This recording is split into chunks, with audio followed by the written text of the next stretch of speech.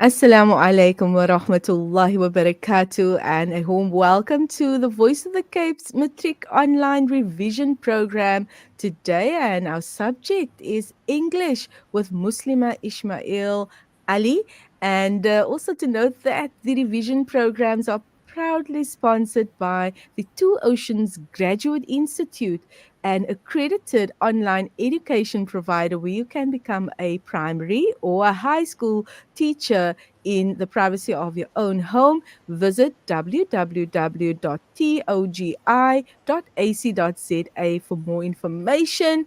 And yes, also, I will be sharing the details of the Two Oceans Graduate Institute in the section down below where you can also contact them, and the number is listed in the description below, so you can do that. But let me invite our guest for today, who is no stranger to the Voice of the Cape, my former colleague, and she is got a very long, a background in terms of an educational background. But just as a means of introduction, we have Muslimah Ismail Ali, and she is a language tutor with 8 years experience. She's currently in Cairo, Egypt, where she is completing her classical Arabic at the Markaz Fajr for non-Arabic speakers. And she's also got a BA in Arabic and Islamic Studies, as well as being an educator in Islamic Studies, and of course being a public speaker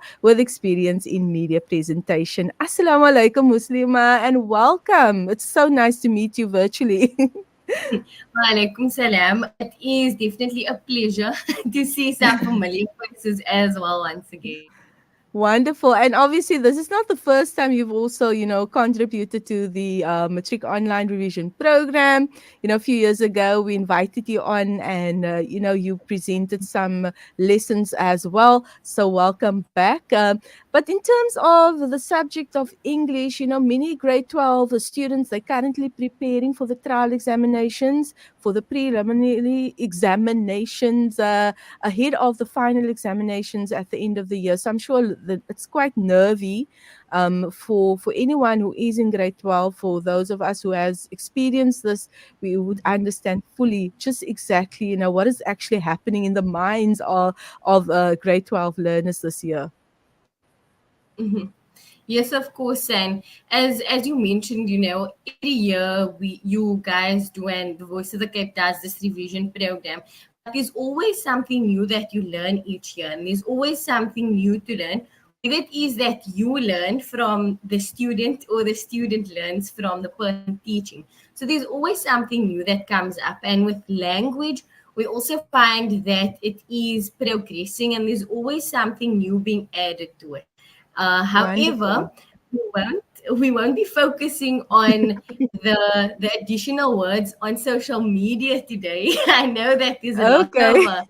slang that has New jargon. words being added. Yeah. I'm not Yeah, speaking about this specifically. Awesome. Now I'm going to hand over to you. Just in terms before you take us through the lesson, like just an overview of what learners can expect in today's lesson. Okay. So first of all, what I had done is I had tried to merge papers one as well as paper three in order to get the most out of it. So when it comes to language, we can't necessarily do practice runs with you in the same way that you do in math or in physics and chemistry and so on, Mm-hmm. because with English it takes, and not only English but language in general, it takes quite some time to practice and to acquire skills within language.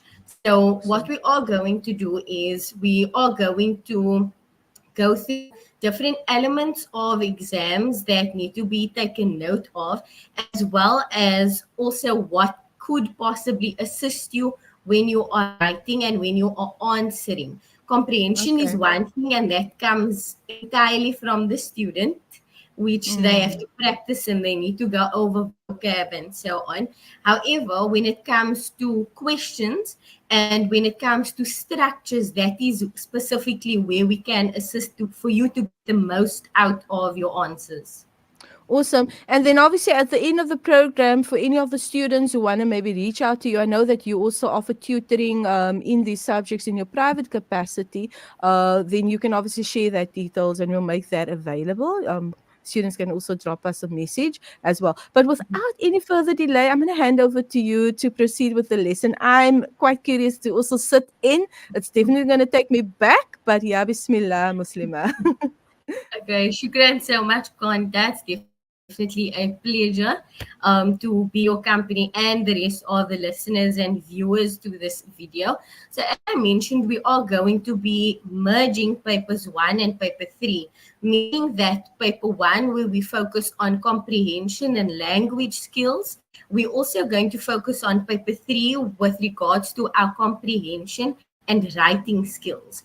So we'll start with paper three first, specifically. And before we go into the depths of everything, we are going to focus on some writing tips. Since paper three is about writing and understanding your imagination and creativity within writing as well, it is also important to practice. So many people often say that no, that this person just has a knack for language. However, it's not necessarily you having a talent in a language. Language requires practice. And that's why I mentioned, as you can see in the second slide, it's right at the bottom, but we save the most important for last, which is practice, practice, practice. So the first one is short pieces daily. So in paper three, we have longer sections where you have to do transactional texts as well as essay writing. However, you sometimes we do feel like we don't have enough time, because if you have quite a few subjects, you aren't able to write long essays that are 2-3 pages long every day. So what I would suggest is you can get cards, maybe key cards, something that is similar to maybe this blue card over here. You can cut it into squares. You write different topics on.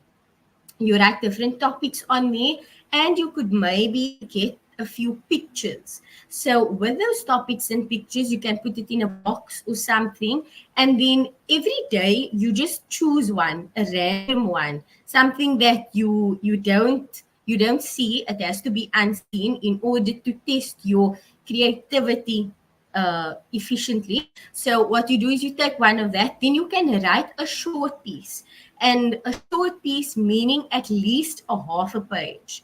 So by doing that daily, you're doing sort of a mini essay practice, right?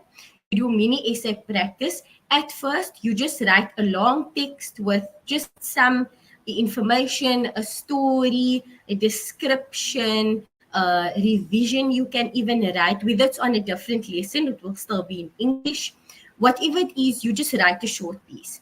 Thereafter, once you've reached a few, maybe 2 weeks of doing that, now you start doing it in a format, right? And we will go through the format with regards to essays and how to write an essay properly for the exam. So you can use that same format, but in your short piece. So this encourages creativity on the spot. It allows your brain to develop from a different sense other than just memorizing and writing in exams, which is what majority of students, us as students, do, right? Um, in addition to that, the second point is to read more. So I know that it is a very tedious process. We don't all like to read every day. Reading can be boring to some people. However, it is important for your vocabulary and language usage for you to read more. So I would encourage, instead of reading novels, I know that there are apps and sites where we read all of these short stories and little novels because it's exciting. But I would rather encourage constructive reading with regards to news articles that will also assist you with topics in the exam. Often we find that the topics in exam are connected to what is currently being being experienced in certain regions in the world or even in our own country. So I would encourage that so that you are an informed student as well. With that reading, you are also going to be exposed to proper language usage that you can also use when you write. So what you write is not necessarily parrot fashion, but it's learning from other written pieces to be implemented in what you are writing in your short pieces daily. Another thing you can do is also to listen and write. So for some of the students that are doing English home language, but at home they don't necessarily speak English. So you do English home language at school, but in the inside the house, people are speaking Afrikaans or they're speaking other languages. For this reason, you can listen to the radio, you listen to the news and write it down. Thereafter, you can look up those words that you are unsure of with regards to spelling and then see the correct way to spell it. So, in that way, because you aren't as exposed to English outside of class, you are being exposed in this way. So, that's what I would encourage. And then again, once again, I will mention practice, practice, practice. And practice doesn't always make perfect, but practice increases progress all the time. So I would always encourage that. Now, we are getting into the crux of things. So when we are focusing on paper 3 specifically, we do have transactional texts, we have letters, you write summaries, there's quite a few things that you do go through. However, we are focusing on the bulk of your marks in this paper, which would be your essay writing. Okay, so the different types of essays, as you can see on the screen, that we do have are narrative, descriptive, reflective, etc. So now when we go through these, sometimes you will have a question and they ask you to write a descriptive essay or whichever type of essay concerning the following topic, or you have a picture and they tell you to write a descriptive essay, right?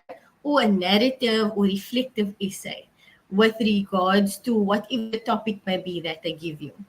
Now, when it comes to a narrative essay, this is one of the easiest. I would say it's easy for some because from the beginning of your writing practice in your scholarly years, you actually practice narrative earlier than all of the others. So you have the most practice with regards to narrative. And it just tells what it does is it basically just tells a story. It's nothing more than that. You will have the setting, the plot, characters. So when we do novels and when we do dramas in English and other languages, we usually have these characters, settings, plots, those type of themes within the novel. The same things apply when you are writing a narrative essay. So this is important to remember because when you are writing this, it's not only about your imagination and not only how wild your specific story is, right? It's not only about that, but structure and inclusion of important elements are very important for your mark allocation, right? So if you get the structure, if you get the format, then you are ready to go. Okay. So it is a story, meaning that there will be a sequence of events. This happened, then that happened, and that happened, and I was shocked, and I fell down on my knees and I drowned, and whatever it is that you are speaking about in your story, in your narrative essay, right? That's how it will be. It would either be in the first person or it would be in the third person where there is a narrator and you as the narrator are talking about whoever. So important things to remember here is that you need to introduce the characters, and you need to also introduce the setting. So what you do is make it fun, make it the way that you would want to read a story. When you hear something, so let's take ads on the radio, for example. When you listen to an ad, it tells a story. It uses specific words to paint a picture for you. The sounds in the background also contributes to the setting. When it comes to writing, you write all of that down. You speak about when you were outside, you speak about the whiff of fresh air you got as you stepped outside. You use detailed explanations for little things. And that would give the like the beautiful parts that you would like in the story, in the essay. So focus on details, focus on attention to detail. When you are writing the story, you need that person's imagination to also flow the same way as yours, because they can't see in your mind, but they're reading what's in your mind, right? Then the next thing further on is a descriptive essay. So with a descriptive essay, here it is what the name says. It is to describe, right? You describing an experience, okay? You describing an event or maybe something that happened. So what I can suggest is, if you have a picture, or you have a topic that they give you topics like the day I'll never forget. I can't believe I witnessed that. They'll give you short phrases like these or a picture. Then they ask you to write a descriptive essay. When you do this, make sure that you allow the reader to also imagine what's happening there. So when you're doing a narrative essay, you are including the entire setting and the characters and what happened in the story. But a descriptive essay is more about the first person perspective and details, extreme details. So you're explaining every single thing that happened there, right? So when you focus on that, always remember you can try it perhaps in a narrative essay at first, and then you move on to descriptive. So in that way, you are going to go through the steps, right? Now, just moving on with reflective essays. When you are writing a reflective essay, you are the writer.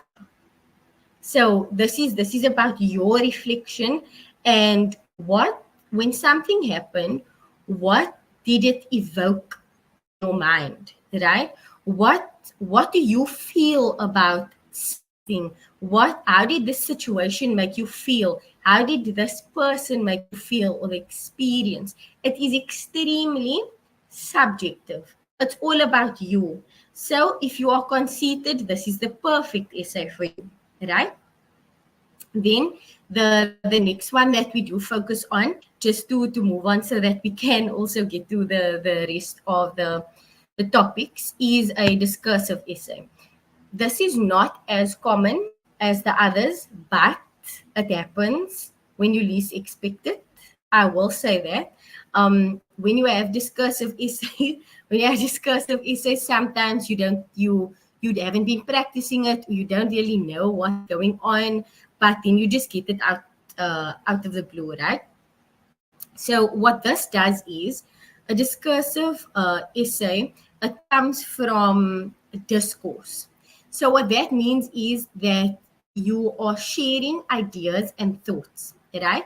It presents both sides of an argument. So when you see discursive, you know that it is about thoughts, it's thoughts and ideas. Meaning the reason why I said it represents both sides of an argument, for example, is because when you have a specific thought or idea, people's thoughts vary, people's ideas and perceptions about things vary. So when you are going through the discourse, you do present both sides, right? And it's more of an informative type of essay where you discuss sometimes advantages and disadvantages of something and reasons for or against a view. So this can concern ideologies mainly, right? Then lastly, lastly is argumentative. So argumentative, as the word indicates, is when you are just see it as argue. So how you can see it is that you are trying to prove your point. Okay, so you are trying to convince the person reading this to agree with your opinion. So what you have to do in here, you use the present tense, of course, because it's almost as if you are arguing with that person. Then you start with your opinion, but don't necessarily state immediately that you disagree or agree with the topic, but just present the point of view within your introduction, right? Thereafter, you can give reasons to support that view and link them together. So there are different points and different portions that substantiate this idea or this opinion. Then what you do is you can even put that in different paragraphs after the introduction, right? You introduce it, thereafter you just state the different points that contribute to this argument in the paragraphs thereafter, right? And when you end this specific type of essay off, your conclusion has to be, well, not necessarily has to be, but it would be better for your conclusion to be very punchy. It needs to pack a punch, and it needs to be convincing. It needs to use rhetoric in a way that you are saying, it's almost as if you're saying, so is that thing not true? Or isn't it that way then? Right? So it needs to be like, it has to have the attitude of convincing, not not necessarily like in a vulgar manner, but it has to have persuasive language within your writing. Okay. Then the last one we have here is picture writing. And picture writing is more specifically with regards to when they give you pictures and you have to write on it, right? So this is entirely up to you. Majority of the time, you will find more more often that you don't even have restrictions with regards to the type of essay that you write when you have the pictures that they give you, right? Then moving on to the next slide.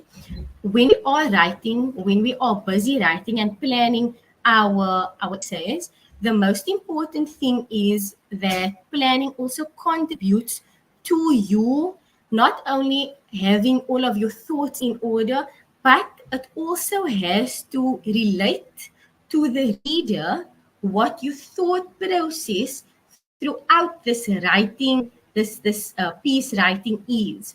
So that is how it contributes to your marks. So when we are at school, when we are in class, the most common manner of planning that we learn is mind maps. But I can tell you that the conventional mind map with the clouds and all of these things around it, it's not the only way of writing a mind map, right? What you need to make sure of in your planning is that you can either do clouds, you can do circles, you can do shapes. However you do it, just needs to convey your thought process, right? But so I do know this comment that I usually get where some students say, but my thought process isn't neat and my head is in the clouds and it's all over and they're not thinking straight. So obviously then they're planning. If I'm saying the planning should look like what's going on in their head, then it's going to be Yildiamaka. However, the point is to make another person understand all of the points that you have in your mind. So if it is that you know you have to write this long essay of 300 words, for example, right? But now I chose the type of essay I have, and I chose the topic I want to write, and I chose the topic. Now I come to planning. When I come to planning, I'm thinking of a million things at once. What you do is you start with the topic. Then you do broad points under that topic and what you want to focus on. If you have 10 things, you cannot fit you perhaps you can fit 10 things into 300 words, but if you want to be very descriptive, that's not going to work because it's too much. So what you then do is you choose exactly what you want. You do those broad things. If you are thinking and focusing on your first point, and now you come to your maybe third paragraph and you're like, I'm not sure what to do there yet. What you can do is come back to that. Focus entirely on one portion first. You go to the next, focus on that. The next, focus on that. What you have to do is train your mind to focus on something. And that is essentially what you have to do with planning. However, before exams, I would suggest you do the topic in a box idea, because when you are in exams, you do not have an entire hour just to think, because sometimes you can't write fast enough to make up all of that time. So work out your time carefully. Time yourself when you're writing at home. In the time leading up to writing your exam, within your practice, time yourself. Write and edit continuously.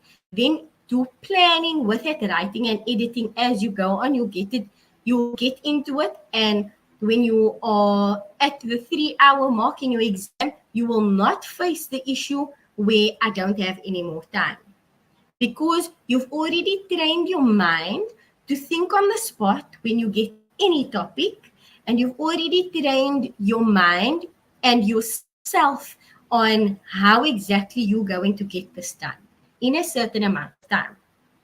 Right. Then, of course, also write your final essay. So, moving on from that, when we come to paper one, so this is specifically concerning paper one right now. So I would suggest that everyone that is joining and you want to do revision, go over past papers. When you go over past papers, especially in languages, it helps your vocab, it increases your understanding of different words, it helps you understand what is required when they ask questions in a certain manner, which most of the time they will use very similar question words.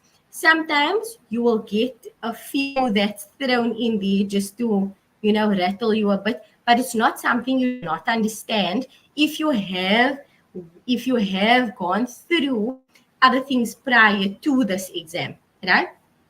So with regards to the question types, you get literal reorganization, you get in inference, evaluation, and appreciation question types, right? So before actually going through these types of questions, is that you also need to, or the question words and question types, you actually need to also understand why you are doing something.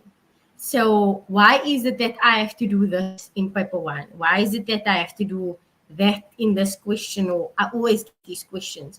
And sometimes There's also this notion that why am I sitting over here writing an exam, analyzing a cartoon?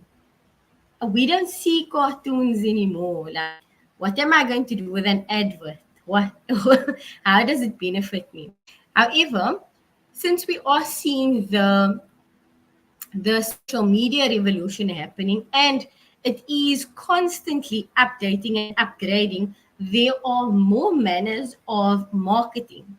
So if you find yourself one day, you never know what can happen. If you find yourself one day in the marketing space, or even if you aren't in the marketing space for work specifically, but you are in a workplace and marketing is connected to your job, it is important for you to understand what happens there. You don't need to know how to do every single thing, but you need to understand the purpose and the reason behind things and the connection to it, right? And that is why there's certain things in exams that you don't necessarily use in everyday life per se, but it will come in handy in the workplace, right? So let's just focus on quickly the question types, as I mentioned. So literal is what is used in paper one. So this is quite straightforward. When we have literal questions, they are asking you something clearly. You will find it in a text, or you will actually just see a word. Sometimes they even ask you for a word in the text. So it's very straightforward. It's given clearly, and it is in the text. You need to extract it from the comprehension perhaps they give you in paper one or in the exam in general, right? So what they would do in literal questions is they would say name, characters, things, places, so and so. They'll ask you to name things, write down information, then give reasons, right?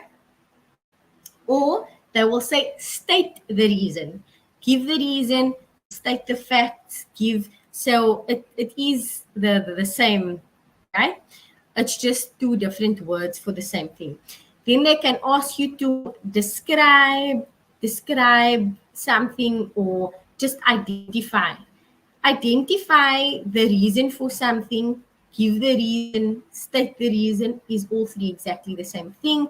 However, they're just using different words. So don't think that there's like a hidden agenda. Sometimes it's just as straightforward as it seems. Right? Reorganization. Right? So with reorganization is where you have to bring together pieces of information in a specific manner. So, but they will ask it from you in a certain way. So the first one of the ways they ask you to do reorganization is in summaries. So you have to summarize the main points or ideas, right?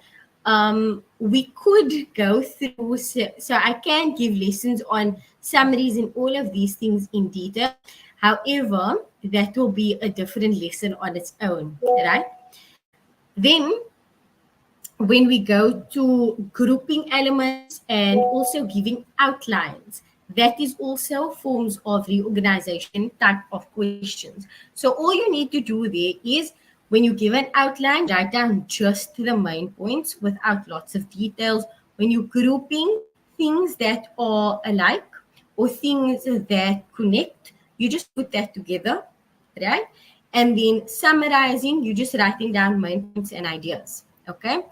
Inference is the questions where you read the text, you understand what they mean, but now you have to use information that's given in there and put or write down your interpretation of that piece or of that word or of that cartoon, article, advertisement, whatever it is, right? So this is where inference comes in, okay? So you need to apply yourself when it comes to this. So it would be explain something. They would just say explain the link between July and August, or they will say explain this within, they will say explain something within this context, right? So if you explain just the meaning of the word, it will be different to explaining something in its context, right? Comparing is when you have the similarities as well as differences. That it's as simple as that. Just similarities, differences, compare, right? Then in this, in inference, they'll also ask you what, how, true or false questions as well. You would have to sometimes choose correct answers, complete sentences, quote things. The quoting is also to prove your answer. So when they ask quote, there will usually be a question prior to that, or it will be in the same question where you get marks for your answer as well as evidence from the text, right? Then evaluation, going through evaluation specifically. This is when you need to place a judgment on something, right? So after analyzing a situation, by analyzing, what I mean is you're looking through the situation and you formulate conclusions and you formulate your answers as in the previous questions or types of questions that I mentioned. But now what you're going to do is, majority of the time when you do evaluations, this would be holistic topics, right? So in order for you to evaluate something, it won't be something simple. It would be either a topic that has a substance, or it would be maybe a statement, or it would be even just an article, or anything that really has quite a bit of meaning to it, or you can maybe interpret it in different manners. So when it comes to this, you have to discuss. Discuss is you mention all of the information and then you reach a conclusion, right? But what I mean by all the information is that rewrite the whole thing there, because that is I know that's like I don't know if it's supposed to be like a smart hack, but it's not actually smart, unfortunately, if you thought it was. But if you, when you discuss, you mention the main points, you mention the important points, and that is the point that is influential for the conclusion. You after you make a conclusion, right, after discussing or mentioning the important points, right, then evaluation would also be what you agree or don't agree with. Then lastly, appreciation. You can say appreciation. Some people say appreciation as well. So this is with regards to your emotive response, right?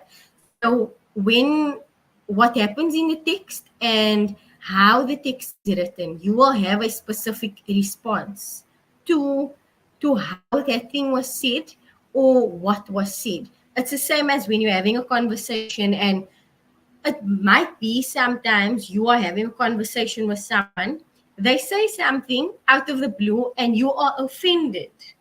However, that person doesn't realize that you are taking offense, or they didn't think you would take offense, because they don't understand what happened to you prior to that moment, right? So the same when you are reading, you have experiences within your life, within your lifetime, and based on those experiences, you form emotional responses to things, right?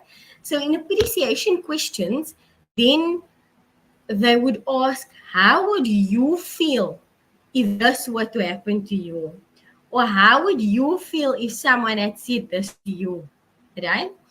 Then it would also be your responses, discussing your responses, how you feel about something or about someone. And then the meaty part of appreciation questions is when you get advertisements.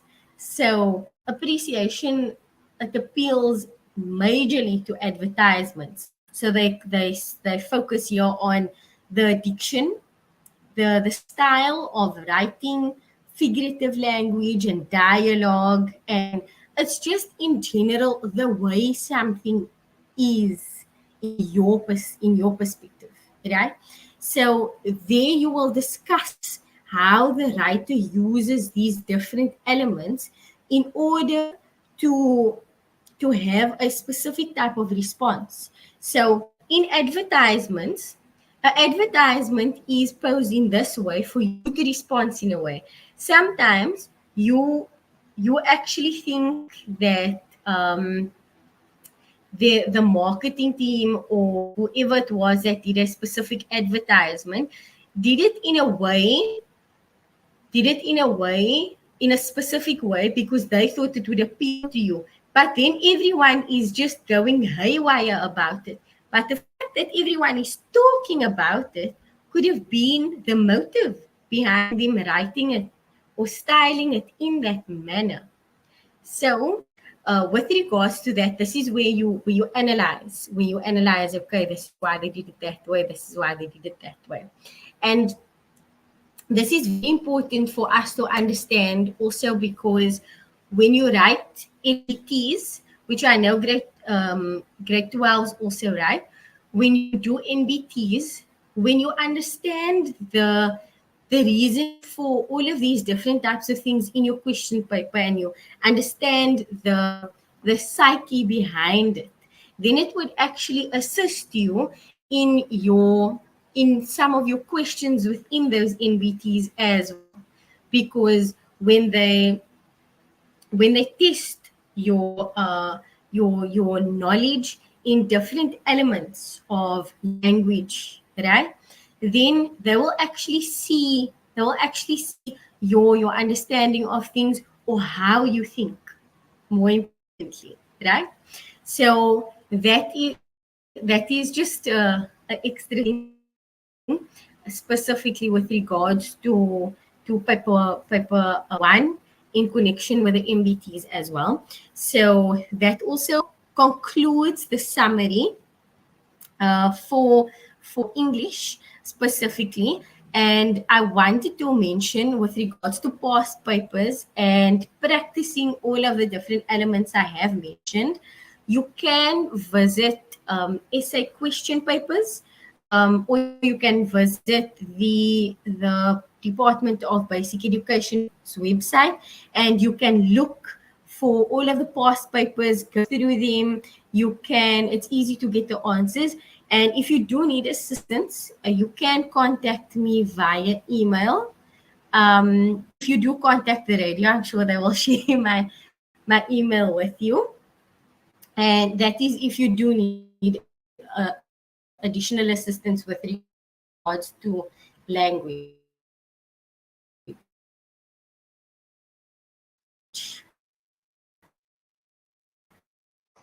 Wonderful, Muslima. Does that there conclude your session for today?